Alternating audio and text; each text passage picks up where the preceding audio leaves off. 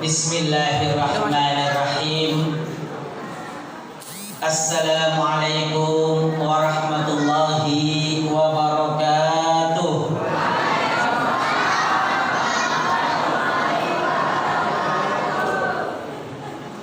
Alhamdulillah. Alhamdulillahilladzi arsala rasulahu bil huda wa dinil haqq liyuzhirahu 'alad dini kulli wa kaffa billahi shahida.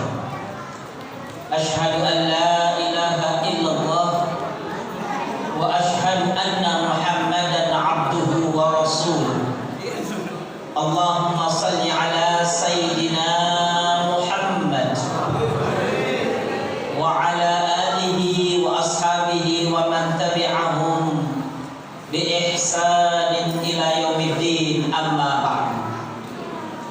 Faqad qala Allah subhanahu wa ta'ala fil Qur'anil Karim wa huwa asdaqul qailin. A'udzu billahi minasy syaithanir rajim. Bismillahirrahmanirrahim. Innallaha wa malaikatahu yusholluna 'alan nabi. Ya ayyuhalladzina amanu shallu 'alaihi wa sallimu taslima. Shadaqallahul azim wa shadaqa rasulul habibul karim wa nahnu 'ala dzalika minasy syahidin wasyakirin walhamdulillahi rabbil alamin.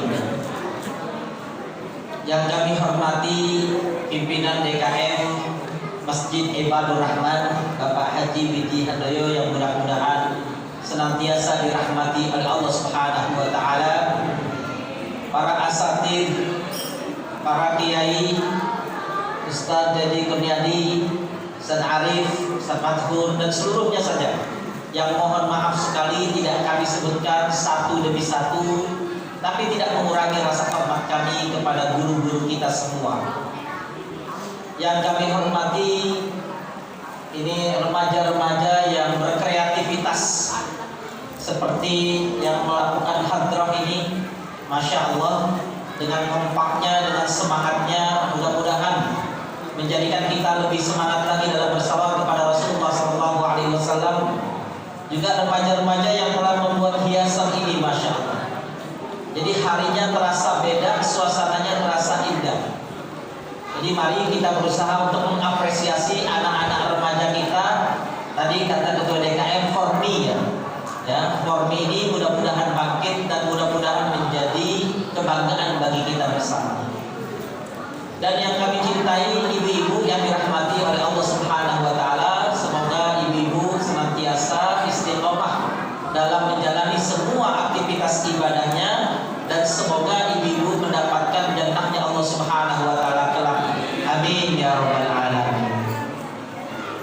Bapak Ibu yang dirahmati oleh Allah, adik-adik yang saya cintai, yang dirahmati oleh Allah Subhanahu wa taala. Begitu juga dengan panitia dalam hal ini yang diwakilkan oleh Ustaz Andika Chandra Kusuma. Ya, beliau ini teman saya waktu nyantri dulu. Ya, setelah lebih dari hampir 15 tahun atau 20 tahun baru ketemu lagi hari ini. Padahal saya orang Bukit. Cuma karena saya nomaden, pindah-pindah tempat. Kadang saya ada di Jakarta, kadang saya ada di Bogor, kadang saya ada di Jawa Tengah, kadang saya ada di Subang. Jadi alhamdulillah hari ini Allah Subhanahu wa taala pertemukan dalam rangka tabligh akbar peringatan Maulid Nabi Muhammad sallallahu alaihi wasallam. Bapak Ibu yang dirahmati oleh Allah, mari kita lihat di sekeliling kita. Ini di depan ibu-ibu ini ada anak muda, anak-anak malah, anak kecil. Ya, kalau dalam bahasa hadis sering Nabi menyebut anak-anak kecil kayak gini disebut gulam. Al-gulamu. Ya. Kalau yang kecil-kecil kayak gini anak muda disebut asy-syabab. Ya. Atau ya, kalau yang ada bapak-bapak ini ar-rijal. Itu sebutan Rasulullah SAW kepada kita yang berbeda umur.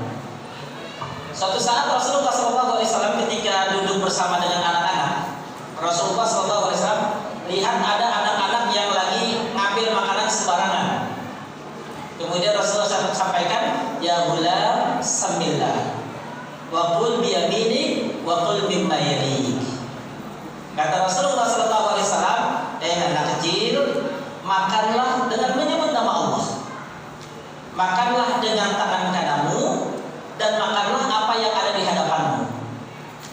Karena biasanya kita ini kalau masih kecil lihat ada makanan di depan teman kita, makanan yang di depan kita nggak demen, ya kita ngambilnya ke sono kan. Maka Rasulullah SAW menegurnya tapi dengan bahasa yang sedemikian indahnya, ya gulam, Bismillah, wa qul bi yaminik, wa qul mimma yalik. Jadi menasihati itu bahasanya indah dan lembut. Nah inilah yang mungkin hari ini kita akan bahas, yaitu bagaimana kita berusaha untuk menjadikan Rasulullah SAW idola kita, karena sesungguhnya Rasulullah SAW adalah makhluk yang paling layak kita cintai di muka bumi ini, karena bukan keinginan Rasulullah tapi karena keinginan Allah Subhanahu wa Ta'ala. Sekarang saya mau tanya kepada ibu-ibu, mohon maaf nih saya tanyakan kepada ibu. Bu, ada yang tahu definisi cinta, Bu? Cinta itu apa kira-kira kan? Ya. Jadi kadang-kadang kalau kita lihat film India itu ujung-ujungnya cinta. Kalau nonton film India kita lihat ada film antara penjahat dan lain sebagainya lari masuk pengadilan berhari-hari dihukum gara-gara cinta akhirnya menang cinta. Ya, demi cinta maka hukum memutuskan bebas dari penjara, kadang-kadang begitu. Jadi kalau kita lihat ternyata cinta itu memiliki pengaruh besar bagi manusia. Maka hari ini kita sedang berbicara tentang cinta Rasulullah SAW. Apa itu cinta kepada Rasulullah SAW? Kalau cinta kita lihat dari sisi bahasa perbedaannya banyak. Contohnya yang pertama ada yang menyebut cinta itu dengan wudun. Wudun itu artinya kecintaan secara fisik. Makanya sakinah, mawaddah, warahmah. Kita pengen berkeluarga itu sakinah, mawaddah, warahmah dari kalimat wudun. Karena apa kalimat wudun itu cinta tapi bentuknya fisik. Ya, saya cinta suami saya karena alisnya bagus. Saya cinta suami saya karena kantongnya tebal. Saya cinta suami saya ya karena senyumnya manis kan gitu kan. Jadi kalau kita lihat ini disebut wudun. Nah, cinta yang seperti ini, cinta fisik, dia akan berubah kalau kemudian secara fisik dia berubah. Kalau kita senang senyumnya, kemudian setelah dia tua, sakit gigi, jarang senyum, hilang cinta kita karena senyumnya sudah hilang. Kalau kita cinta alisnya, ternyata alisnya sudah berubah dan kemudian sudah menurun, kadang-kadang cinta kita menjadi hilang karena alisnya berubah. Apalagi kalau cinta karena hartanya, ketika hartanya habis, cintanya juga bisa habis. Ini yang disebut dengan wudun. Cinta disebabkan karena fisik. Nah, ada cinta yang tinggi yang kita sebut dengan hubbun. Hubbun ini kemudian kita mengenalnya dengan mahabbah. Mahabbatul Rasul, cinta yang betul-betul ada di dalam diri kita dengan setulus-tulusnya sehingga kita bisa mendapatkan kecintaan itu. Suatu saat Umar bin Khattab ditanya oleh Rasulullah SAW, wahai Umar, ya, seberapa engkau mencintai aku, kata Rasulullah. Ini Rasulullah sambil bercanda dengan Umar, ya, ente cinta ke saya itu berapa cinta ente? Kata Umar, cintaku kepada engkau, ya, melebihi daripada cintaku kepada anak-anak, melebihi daripada cintaku kepada harta. Lalu bagaimana dengan diri ente? Kalau ada masih cinta diri ente, diri anak setelah itu. Jadi anak cinta diri anak baru cinta engkau ya Rasulullah. Kata Rasulullah SAW tidak seperti itu. Harusnya engkau mencintai aku melebihi daripada engkau mencintai diri. Maka kemudian Umar bin Khattab mengatakan bahwa sesungguhnya setelah hari ini aku mengatakan bahwa aku mencintai engkau melebihi dari segala sesuatu yang aku cintai. Ya, sehingga di dalam hadis Rasulullah SAW dikatakan, la yu'minu ahadukum hatta yuhibba li akhihi ma yuhibbu li nafsihi. Tidak sempurna iman seseorang sampai dia bisa mencintai saudaranya sebagaimana dia mencintai dirinya sendiri.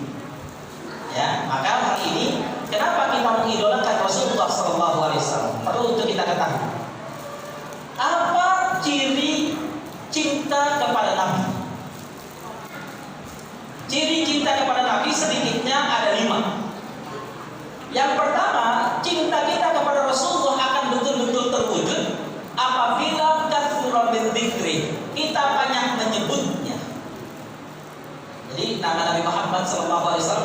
banyak kita sebut. Ya, jadi dalam setiap hari-hari kita banyak menyebut nama kekasih kita, yaitu Rasulullah SAW. Itu yang pertama. Kalau kita ingin disebut sebagai orang yang mencintai Rasulullah SAW. Yang kedua adalah imtithalu awamirihi. Kita berusaha untuk melaksanakan yang diperintahkan oleh Rasulullah SAW. Yang ketiga adalah ijtinab ma nawahihi. Kita berusaha menghindari apa yang Allah Subhanahu wa taala yang Rasulullah tidak senang atau Rasulullah SAW benci. Maka apa yang kira-kira disenangi Rasul, apa yang kira-kira dibenci Rasul, kita harus berusaha untuk memahaminya. Kemudian yang keempat, bahwa kenapa kita harus mencintai Rasulullah SAW? Karena sesungguhnya cinta kita kepada Rasulullah SAW terwujud dalam salawat kita kepada Rasulullah SAW. Nah, yang jadi pertanyaannya tadi saya bacakan ayat tentang salawat Allah dan malaikat kepada Rasulullah SAW. Innallaha wa malaikatahu yusalluna 'alan nabi ya ayyuhalladzina amanu sallu 'alaihi wa sallimu taslima. Jadi kalau kita lihat di situ sesungguhnya ada 3 salawat. Salawat Allah kepada Nabi, salawat malaikat kepada Nabi, dan salawat orang yang beriman kepada Nabi. Kenapa semuanya bersalawat, dan apakah salawatnya sama antara salawat Allah, malaikat, dan orang-orang beriman? Salawatnya berbeda. Kalau salawatnya Allah Subhanahu wa taala kepada Nabi adalah iqramuhu wa ta'zimu li Rasulullah sallallahu alaihi wasallam. Jadi kalau Allah innallaha wa malaikatahu yusalluna 'alan nabi. Allah Subhanahu wa taala memuliakan Nabi, menghormati Nabi, mengagungkan Nabi. Padahal Nabi adalah makhluk dan ciptaan Allah. Allah muliakan karena Allah Subhanahu wa taala telah menitipkan kepada Rasulullah sallallahu alaihi wasallam begitu banyak akhlak yang mulia yang harus diajarkan kepada manusia, merupakan bagian dari umat Nabi Muhammad sallallahu alaihi wasallam. Yang kedua adalah salawatnya malaikat. Salawatnya malaikat adalah bentuk dari malaikat menghormati Rasulullah SAW dan berusaha untuk mendoakan siapapun yang bersalawat kepada Rasulullah SAW. Jadi kalau kita bersalawat kepada Rasulullah SAW, maka malaikat akan mengamini dan mendoakan kita. Yang ketiga, bahwa salawat yang kita lakukan selain membuka pintu rezeki bagi kita, salawat yang kita lakukan kepada Rasulullah selain mengampuni dosa-dosa kita, salawat kita kepada Rasulullah membangun rasa cinta kita kepada Rasulullah sallallahu alaihi wasallam. Jadi kalau kita bersalawat kepada Rasulullah sallallahu alaihi wasallam, keuntungannya didoakan oleh malaikat, dimuliakan oleh Allah, diampuni dosa-dosa kita, dibukakan pintu rezeki kita, dicintai Rasulullah sallallahu alaihi wasallam.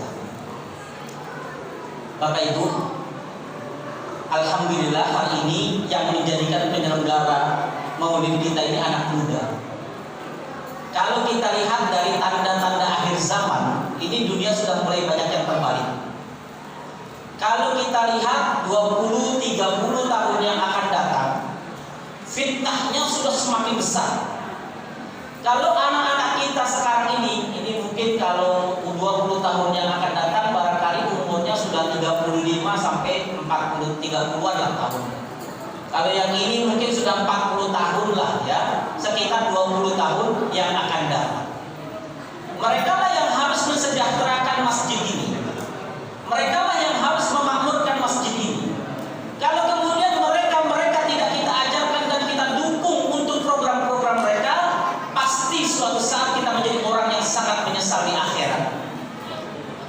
Kalau mereka tidak cinta terhadap masjid, mereka tidak cinta Allah, tidak cinta Rasulullah SAW, dan tidak beraktivitas di masjid ini, khawatir kita kehilangan masa depan dari masjid yang kita cintai ini. Kenapa? Karena anak-anak ini adalah aset-aset kita. Kalau dia cinta Allah, mereka cinta Rasul, kemudian mereka berdoa dengan nama Allah Subhanahu wa taala dan bersalawat kepada Rasulullah SAW, orang yang pertama kali di dunia yang paling diuntungkan adalah orang tuanya. Maka ibu-ibu yang dirahmati oleh Allah, ya, alhamdulillah tadi saya datang lebih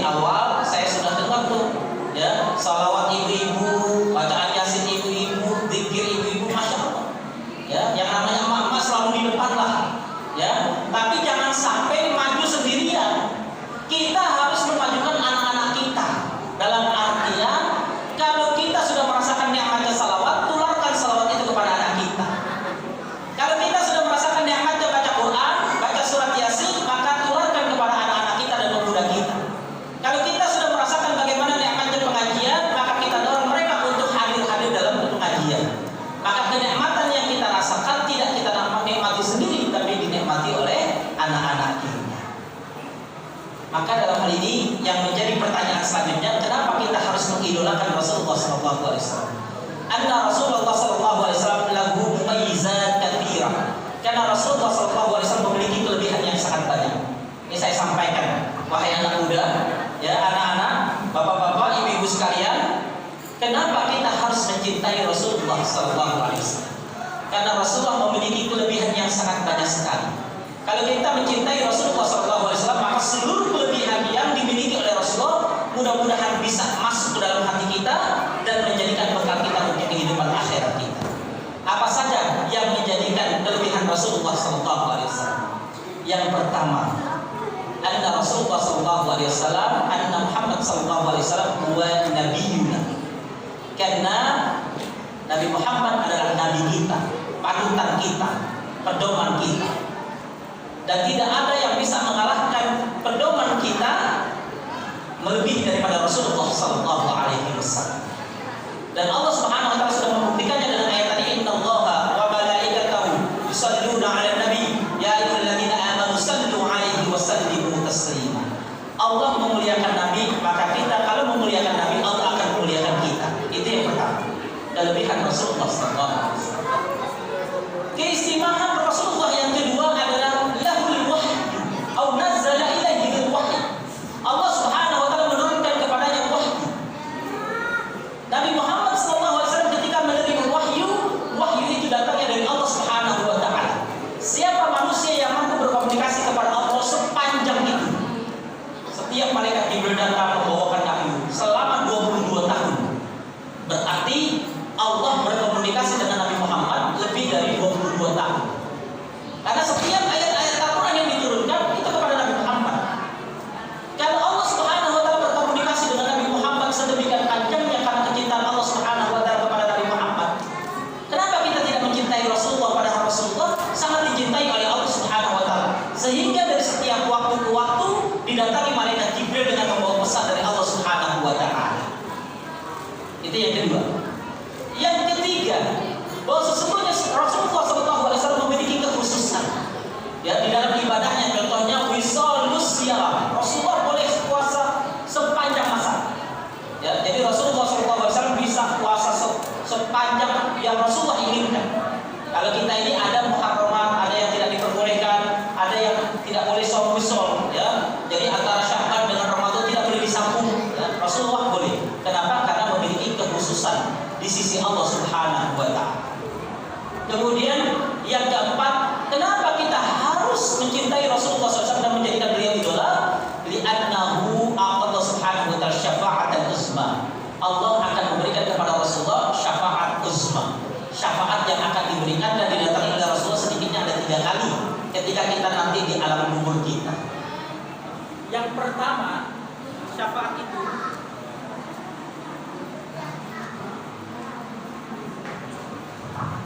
ya. Yang pertama syafaat itu di dalam padang mahsyar.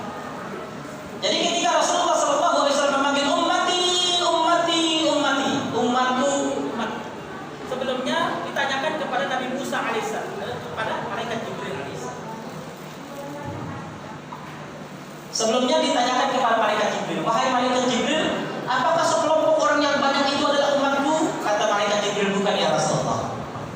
Lalu di mana umatku? Kata Jibril, lihatlah ya Rasulullah, ya Muhammad, itu ada orang yang sangat banyak sekali. Iya itu. Siapa mereka? Kata Rasulullah, kata malaikat Jibril, huwa min ummatika, mereka adalah umatmu. Maka Rasulullah SAW mendekati mereka, ummati, ummati, umat. Maka saat itu umat Nabi Muhammad SAW lari mendekati Rasulullah SAW. Maka ketika mereka sudah di sekeliling Rasulullah SAW, Rasulullah SAW hari itu akan membawa sab'una alaf min ummatihi yadkhuluna jannata bighairi hisab. 70.000 dari orang yang hadir pada saat itu masuk surga tanpa hisab lagi. Kenapa? Karena mendapatkan syafaat dari Rasulullah SAW. Jadi kalau 70.000 itu, bayangan saya ketika kita berdiri di sebuah tempat, 70.000 itu kalau wajah Rasulullah tampak dengan kita jelas di alam akhir nanti, maka dipastikan dia termasuk orang yang masuk ke dalam surga Allah tanpa hisab. Maka yang menjadi pertanyaannya, siapa man kana aqrabu li Rasulillah sallallahu alaihi wasallam? Siapa yang paling dekat dengan Rasulullah?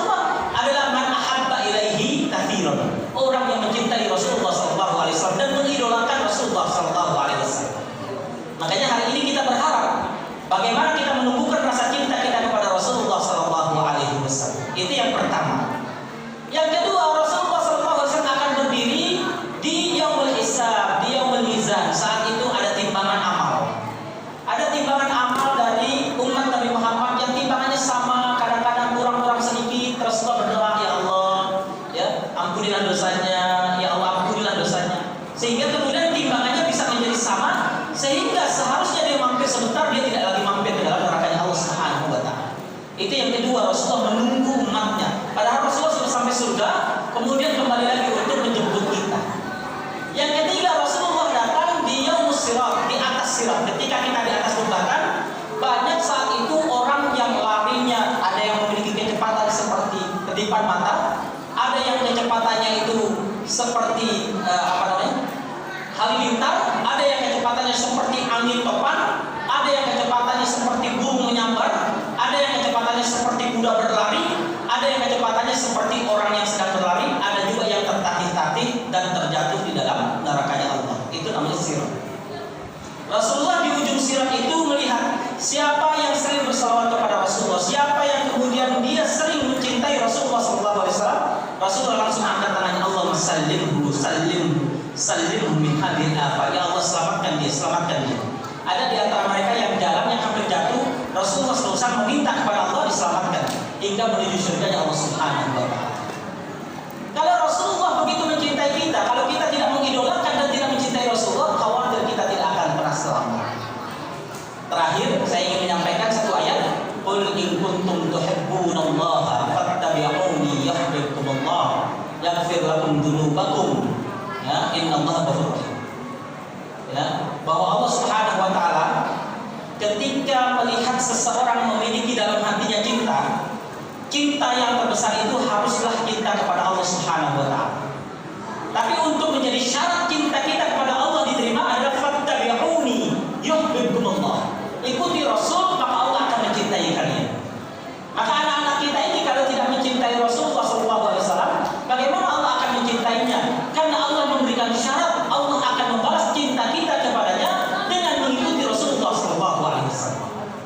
Yang kedua, kelebihan orang yang mencintai Allah dan mencintai Rasul adalah yaghfir lakum dzunubakum, Allah ampunkan dosa-dosa kita.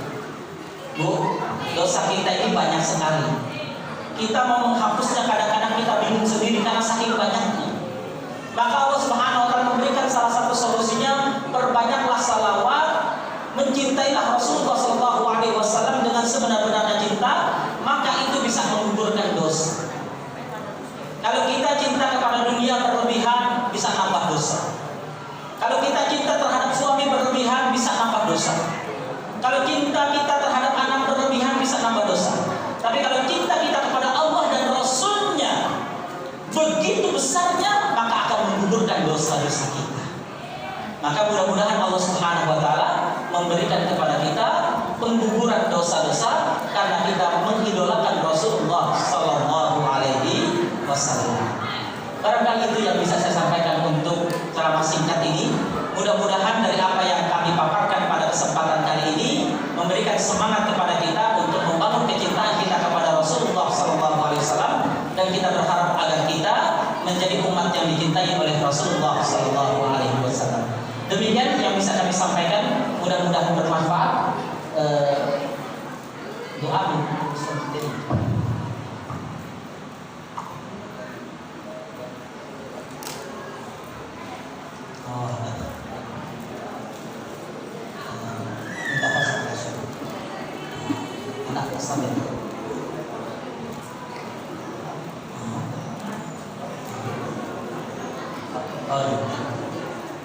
Baik, mudah-mudahan kita menambah rasa cinta kita kepada Rasulullah SAW dengan bagaimana menghidupkan semua cara untuk mencintai Rasulullah.